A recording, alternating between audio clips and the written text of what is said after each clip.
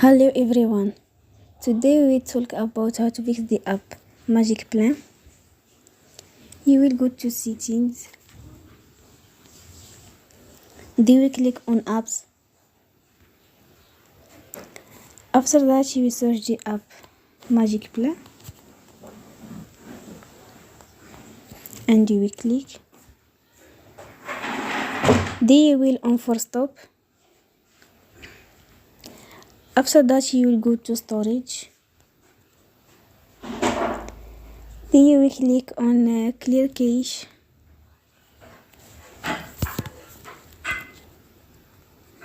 In the end you will turn off your Wi-Fi and you will turn again.